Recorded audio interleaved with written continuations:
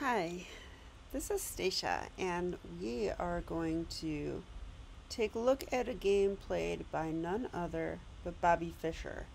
So, Bobby Fischer is my second favorite player, and also just might be the second, or, well, I would say second best all time chess player ever. Number one for me, also my favorite, is Paul Morphy. But I would give Bobby Fischer number two slot. And so, what we're going to do is look at one of the games that comes from his book, Bobby Fischer My 60 Memorable Games. This is game number 20.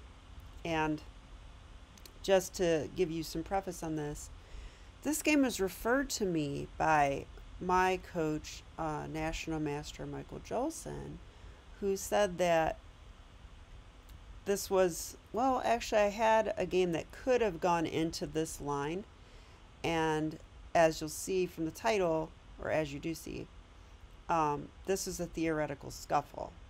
And the opening's a Panov attack, which I play myself as the white pieces. So I was really excited to study this game. I'm all done studying this game. I spent 2 or 3 hours analyzing it. And now I'm going to share the highlights with you guys. So, okay. So without further ado, let's look. Bobby Fischer played e4, and this is against Max Euwe, who played c6. This is the Caro Kann. So this does allow white to create the pawn duo in the center, but black's saying, I'm going to play d5. So, okay. That occurred. And now Bobby played what he called the sharpest line, or at least that's what he thought at the time, which is takes, takes, and c4. And now we have the Panov attack. So I play this myself as white. The idea is sort of,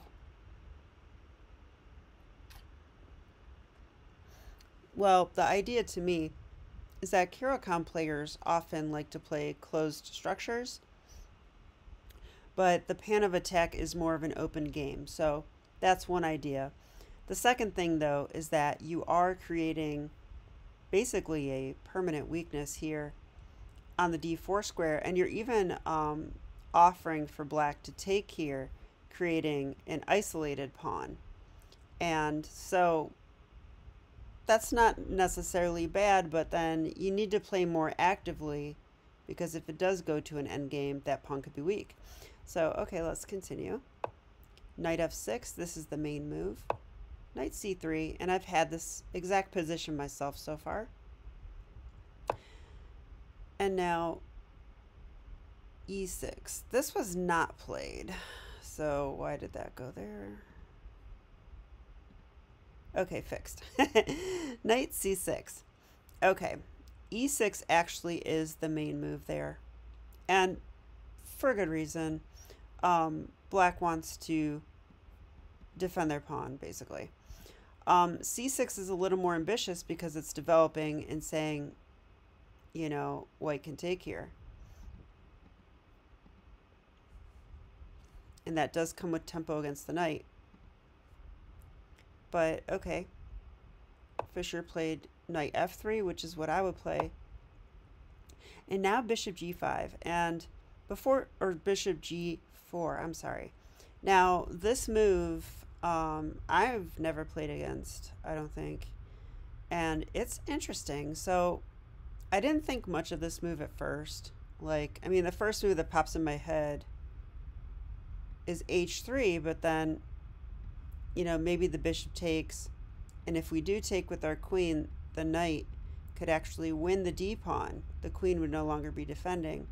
So, okay, it has some dynamicism to it. Is that a word? But the other thing about this move is that, okay, in the Caro Kann, you know, a lot of Caro Kann players love to get their bishop out, especially to the f5 square. But they usually can't. And if you're a Panov attack player, you should know this. Same with a Slav exchange player like I am.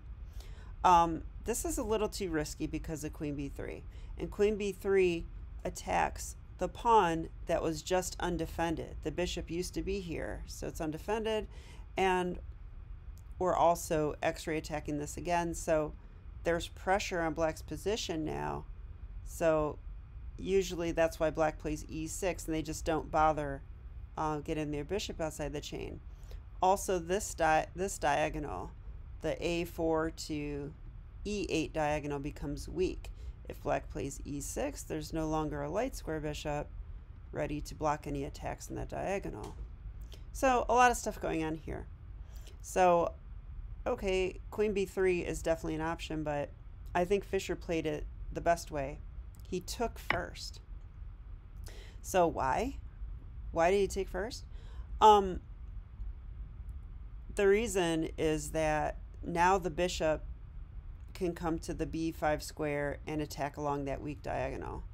So that's why he took first. This is also a tempo on the knight. Now,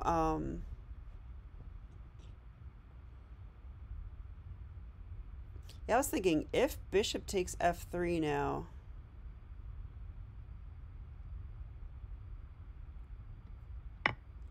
let's see what happens, because I was wondering about this.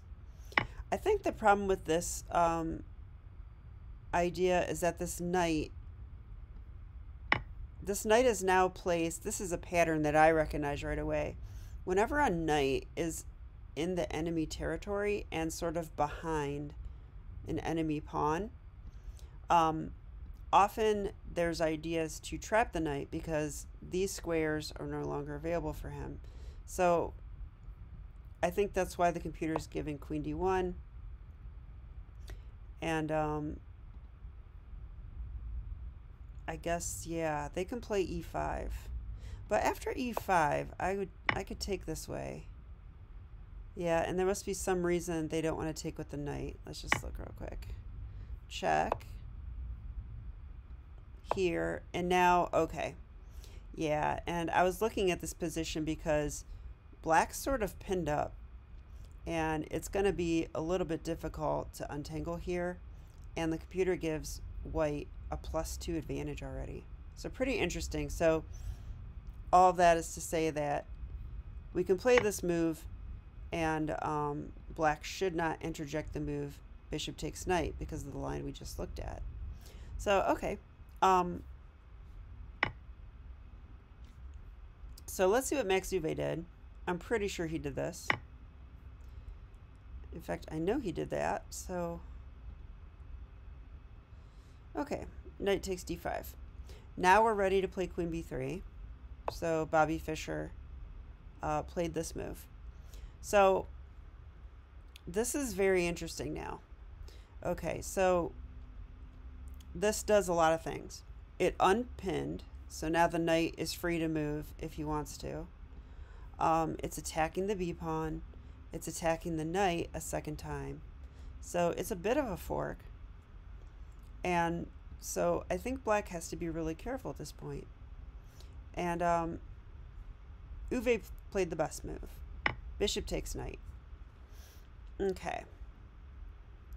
So, well, when you see bishop takes knight, it's kind of like, all right, I'm going to take your b pawn, and now your knight's attacked. But actually, this move is a huge blunder. And if you'd like to pause your video and find black's awesome move in response to this, do so now. I'll sip some wine while I wait.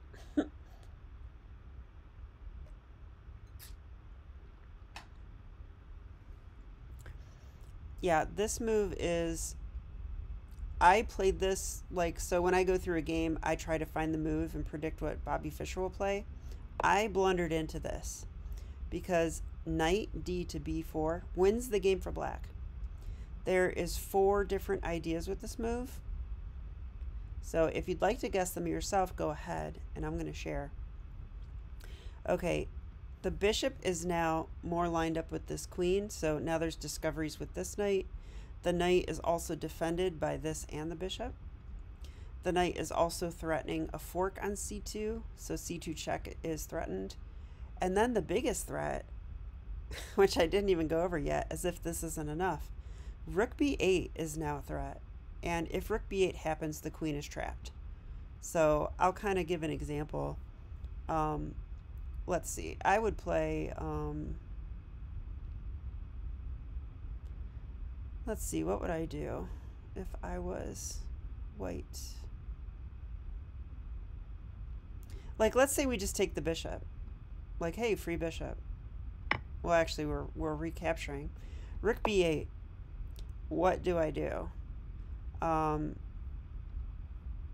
cannot take the knight. It's defended. I can't go here. This knight's actually defending. Pawn's defending. I guess I do have... No, I don't have this move. The rook's covering the whole file. I just have no squares. So the queen's actually trapped. So that would be game over. So for that reason, after bishop takes knight, we have to play g takes f3. Now, fascinating. So Bobby Fischer, he probably studied this on his board at home already and went into this line. That's why it's called a theoretical scuffle. And I'll let you know when the theory ends. But I think it's important to know not only that, I mean, this is an unusual move. It's not one that I would have come up with on my own. This is why we look at these games, right? But I'll explain why this is good later. All right, so let's see what Euwe does. He basically has to do something about his knight, which is attacked. So he defended it. No, I don't think he did that. I thought he played knight takes. Yeah, for some reason my lines got messed up. He played this, I thought. Isn't this what he played?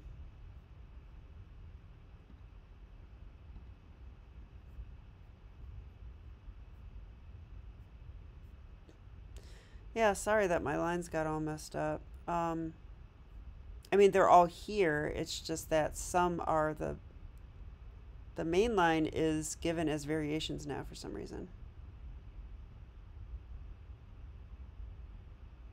I'm pretty sure this happened.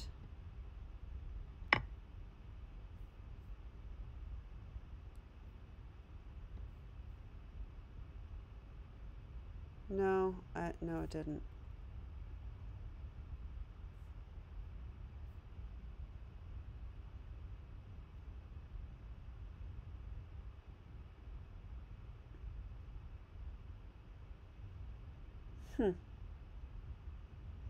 Pretty sure he did this.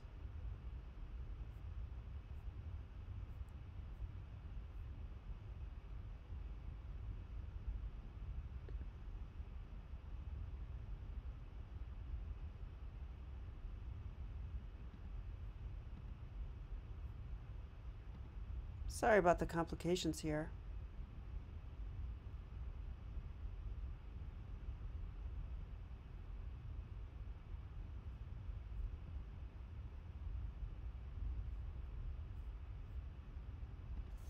Okay, he went like this, and then, okay, he did play e6.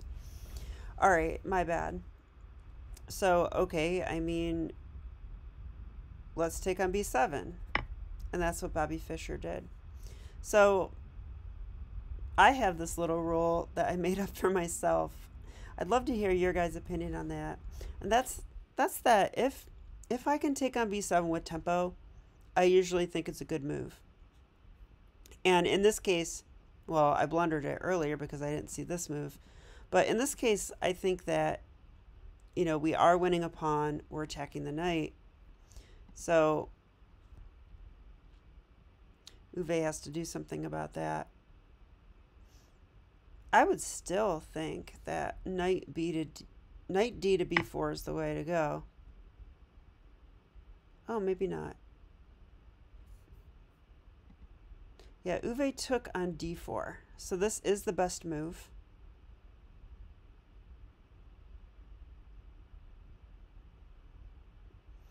So let's see, what would be wrong with this? Like, doesn't this threaten Rook B8 again?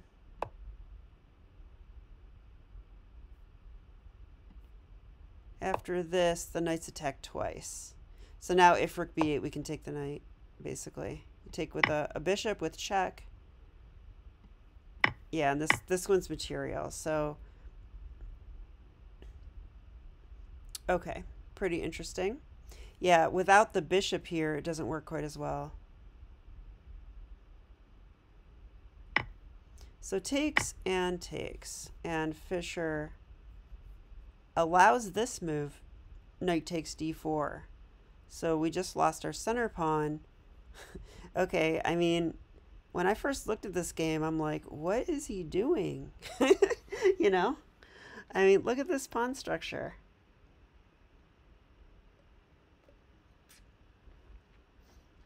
It's pretty horrible, and it really asks a question about where is this white king even going to go?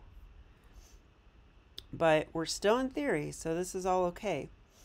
So the knight just took a pawn and is threatening knight c2 check. Seems like a pretty awesome move. But now bishop e5 check. So this is why we played c takes d5 earlier. We needed to be able to get the bishop out onto this weak diagonal. Okay, and there is no light square bishop to defend. Yeah, and this is interesting. He has to take.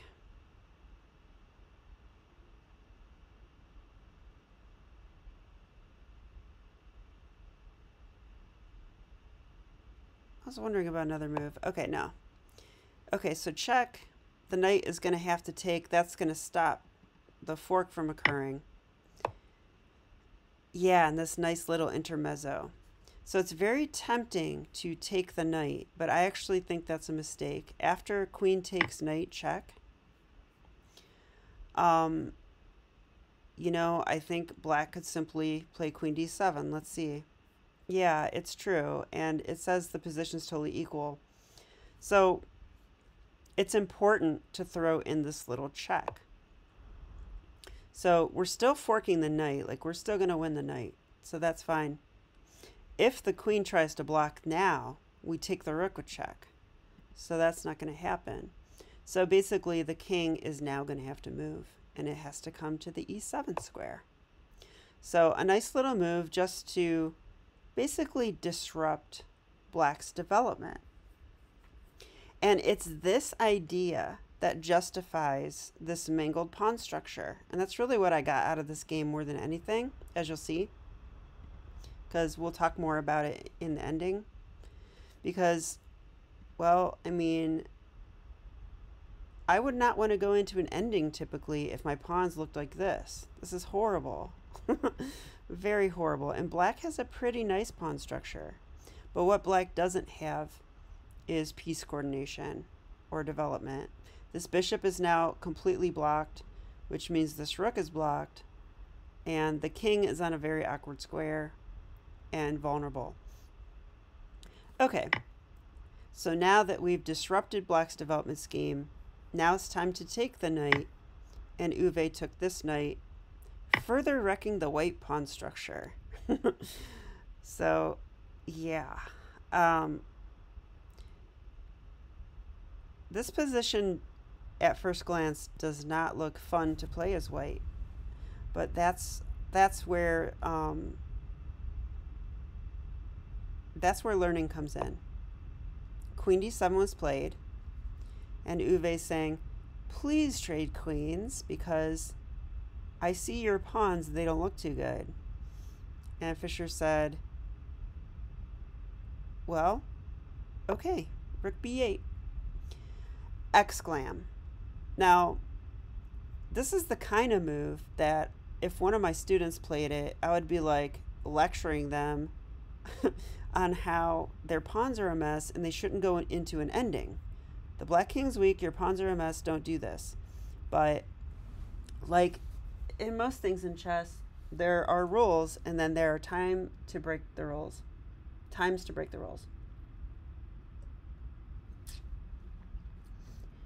And this would be very difficult to find over the board, but this is an innovation that Fischer studied with Banco. So Pal Banco.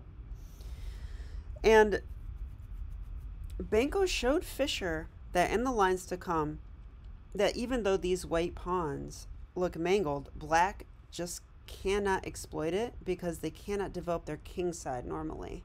So the fact that this bishop and this rook can't get coordinated means that black will never ever have time to collect on these pawn weaknesses. A very, very interesting and deep concept here. And that's even with the queens off, by the way. So rook b1 is awesome. It activates the rook, and it's saying that you can take my queen. So Euwe first played this move, rook d8, and now bishop e3. Bishop e3 is interesting to me.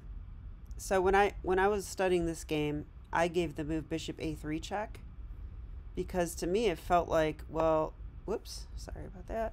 It just felt like, well, I can develop my bishop and check the king, but this is one of those cases like Potzer sees the check, Potzer plays the check. Because this move does two bad things. Yes, it checks the king. Hooray. But when the king steps back here, now we've just facilitated more trades. And what's worse, this bishop was bad. Now suddenly this bishop's going to get traded, which means the rook's going to come out soon, which means these pawns are going to be a problem. So bishop a3 check, question mark, and bishop e3 by Fischer is much better. We're developing our pieces, and we're eyeing this nice little pawn over here. Okay, Euwe traded queens because, I mean, why wouldn't you, right? And now this move. Rook d7.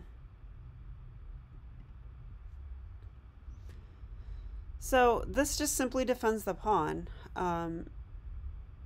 But also I'm sure he's really hoping that he can maybe untangle somehow. And if you look at the black pieces and try to come up with a scheme to untangle, it's kind of difficult. Like, I think I would probably come up with this plan, like f6, king, f7, bishop out somewhere, rook here. So if I was doing this plan, then this move makes a lot of sense on top of just defending the pawn. I mean, you don't want to go here, right? That's okay. No one's going to play that move. And king e2. So we get our answer now. The king wasn't worried about castling because Fischer was willing to go into this endgame from the start. And the king is now in the center already. So king e2 and the king is ready to rock. And now the move f6. Okay, this is the move that I would play if I was black. And now rook d1. Yeah, rook d1. Another interesting move to look at. So I gave the move rook hb1 in my analysis. And the computer actually likes this move, so I don't feel bad about it. It even says it's best. But the idea behind rook d1 is nice. Black basically has one really active piece. It's this rook. It's doing a job right now. Rook d1 says, hey, let's trade off black's most active piece. Then he's left with garbage. So Euwe took. Not sure what else he could really do. Could he move the rook? I wonder. Computer says take. I mean, I'm wondering about this move. Let's see. I feel like something's wrong with this.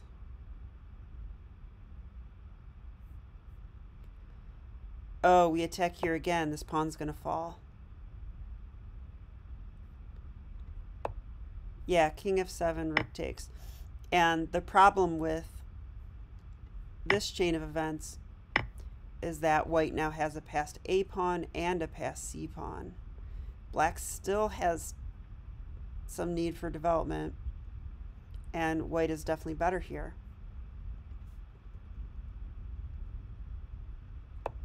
Okay, so for that reason, Euwe took. And yeah, I mean, this is another reason I wouldn't play rook d1. Like, I have to retreat my king. But it's okay in this variation, as you'll see. Well, first of all, the A pawn's going to fall.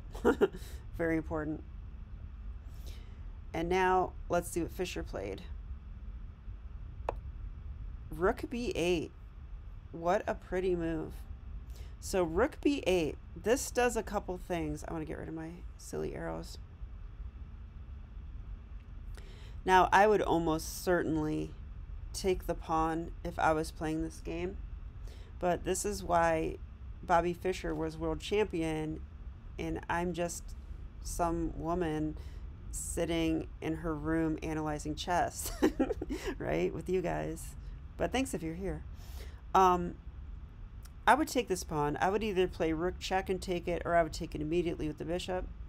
But Fischer played this move, and this is sort of the point. This is the point of this entire variation, is that now Black really wants to move their bishop, and they cannot do that because they lose the rook. So this ties down the black pieces. It's just a really horrible pin to deal with. So, and you're also saying, I'm going to collect your A pawn when I feel like it. It's not going anywhere. Okay, so the king comes up. Fischer now takes the pawn and G5. So, I mean, clearly Black is desperate to play this move and untangle. Let's see what Fischer does. He played A4. Let's get the pawn rolling. And this move. So Black is finally untangling, right? Wrong. Check. King here. Rook B7. Rook B7. So Black still cannot untangle. I'm not sure why I gave this move. Oh, I think I was saying that the bishop could go here, but what a horrible placement of the bishop. And this is not a move you want to play. That move's ridiculous. Then I could just, yeah, I don't know. It's a ridiculous move to make. So the bishop comes back, rook b8. And Fischer said something about trying to milk the most out of this, which I find really interesting, because like after this move, I would be like, oh no, Black untangled. I would probably take the rook on instinct. And that's probably what most weak players do. But this, check, and then here, followed by repinning. That is beautiful to me. So we're just keeping Black under our thumb here. So he comes back again, and now check again, king here, check here, now a4. So Bobby was shuffling his pieces around, and yeah, this pawn's super dangerous. It really is. I mean, we have two pass pawns on the queen side, and Black is still not fully developed. Their rook's still sitting on the starting square. Very amazing play by Bobby Fischer. An amazing, I want to say book lines, amazing preparation, we'll call it. I guess Banco showed it to him though. All right, so Black goes here. Finally, this bishop is doing something. Okay, hooray. It's gonna take this pawn if we don't do anything. Sorry. Was that the move that was played? Let's see. Oh, okay, yes. And bishop b8, and I would give this move an exclam, okay, because most people are going to defend their pawn. In fact, I'm pretty sure that's the move I gave. Yeah. I gave the move, let's see. No. I was going to play this move, actually. And here, the computer actually says this is also okay. But I prefer to play like a world champion. So let's see what Fischer did. Bishop b8. And the point is that black really doesn't have time to do this, because if they do... Oh, sorry, I got a note from my friend. He wants to... It's Brian Castro, and he wants to confirm our endgame study for this week. So I will confirm with him, but not right now. Okay, so I mean, it allows this to take, but here's the point. It's basically pawn promotion tactic. This pawn is running, and with the bishop here, it's interfering with the defense of the square. Notice this is a dark square bishop. It is not a light square bishop. So you can even attack the rook. I don't care. Have a rook if you like, because I'm having a queen. And this is going to be a threat. Check, winning the rook. Oh, actually, no, it's not. But a queen is usually good, and this is winning. So I love it. And let's see what Euwe did. Rook C8. So he obviously saw the danger in this pawn, and he went here. So wow, what does that do?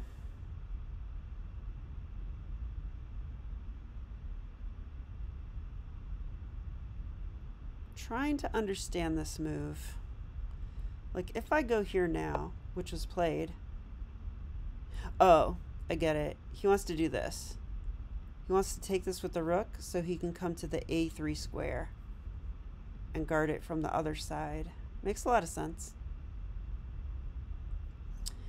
Okay, so this is what happened. Fischer threw in a check. King's here, it attacks the rook. And rook here. That attacks the bishop. Bishop d4.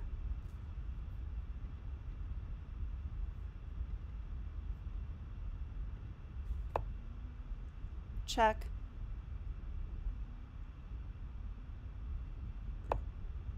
King d3. Yeah, and here, I mean, I would definitely be asking, can I trade everything off and queen my pawn? But I don't think it works quite yet. Like, if I go here, he can simply take with the king. Now the bishop is still guarding here. So if I do this, he can now take this. Well, actually, does this win?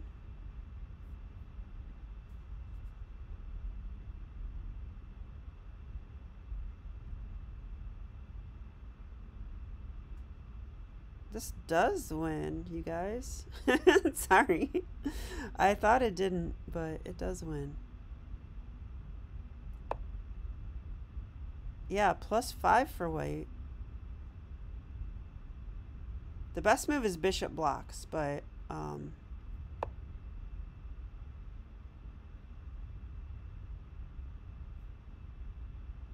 mean, why can't I push? I guess rook here still is the reason. So, oh, that's why bishop here attack the pin piece. And after king here, we win it, right?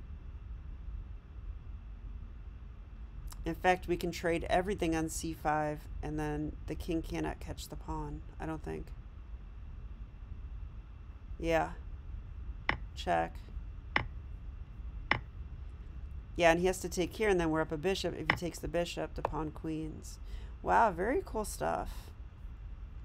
I'm not all that great at this endgame type stuff, so I think studying this part has been especially great for me. Yeah, so let's see what happened in the game. Rook b7. Euwe did have one last trick. Rook c7 check, king d3. Okay, so Fischer could take the rook here. Oh, he did. Oh, this is actually how he won. Sorry. Okay. Don't remember my analysis as well as I hoped. Oh yeah, and here, I gave this move because, I mean, okay, I'm up a bishop, and that should be enough to win, but this probably isn't the easiest thing to win still. I mean, we are down a pawn. I mean, even I could win this, but it's going to take a little technical know-how, I guess. Or it'll take some time, let me put it that way. But I like what Fischer did to finish this game. Bishop e5. So look at this move. It just gives away a bishop. If you take the bishop, the pawn queens, you cannot stop it. So let's block it, right? No, you can't. It's a mean computer, aka the bishop pinned the bishop. So this just wins on the spot, and Euwe resigned. But I'm going to show you one last thing. So after the game, Euwe actually showed Bobby Fischer a cute trap he could have played for in this position. So instead of king c4, he could have played king c6. Okay, from here. King c6, and after rook a5, which looks natural, I mean, this black rook wants to come here and stop the pawn from queening, but now he can't. He could play here, and Euwe gave this move, which again, you're trying to distract the bishop away, same thing as before. But now rook here, exclam. And look at this position. What do we do? Okay, if I push the pawn, black takes the rook and stops queening, so that looks horrible. If I take the rook, he takes with the bishop and he stops queening. And if we take the bishop, he takes our rook. Whoops, sorry about that.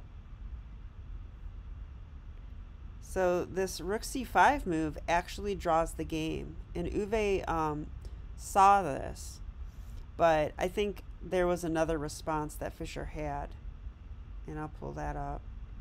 Yeah, after king c6, of course you don't have to play rook a5. Let's see what the computer gives, because I forget the line. So here he was going to play, yep, bishop d4. Oh yeah, instead of bishop e5, you can just push now. This should be sufficient. Up a bishop. Yeah. So I think this is why he didn't go into it, although this is better than what happened in the game. So he probably should have. Okay, so let's review what we learned this game. I'll just turn the engine off. I'm just going to review the key moments. This is a habit that I have in order to burn certain things into my head. So this is a Panov attack.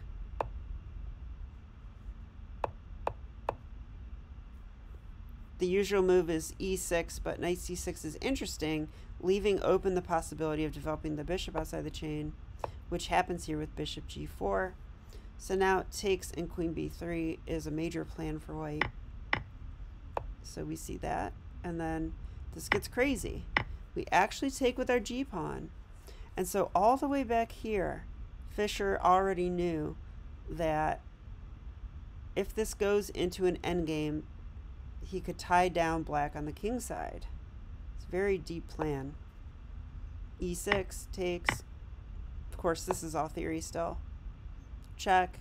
Black must take the bishop. And now this move. So critical to play this. If you want to keep your advantage, you have to jumble the king side.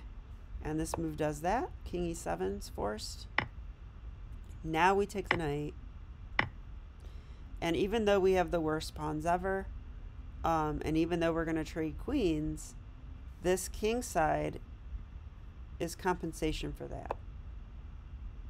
So, okay, rook b1. This is the innovation of the game. So this is actually theory now. Oh, and I should probably tell you guys how theory changed. King e7, this is still theory. This is still theory. Queen d7 is still theory. But here, wait, queen d7. Oh, this is the move. This is still theory.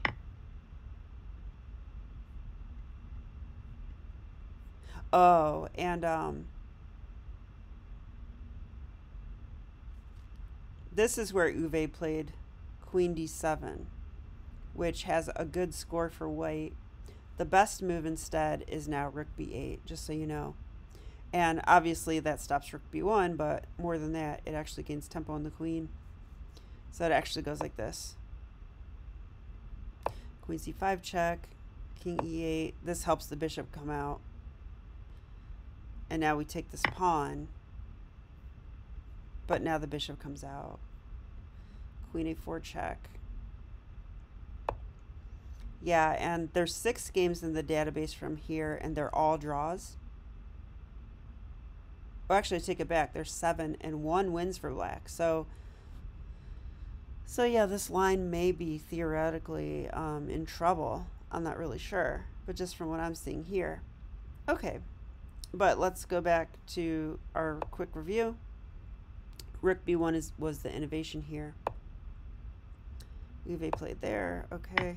So bishop E3, important not to check here. Check helps black untangle. And we're not afraid of this endgame because of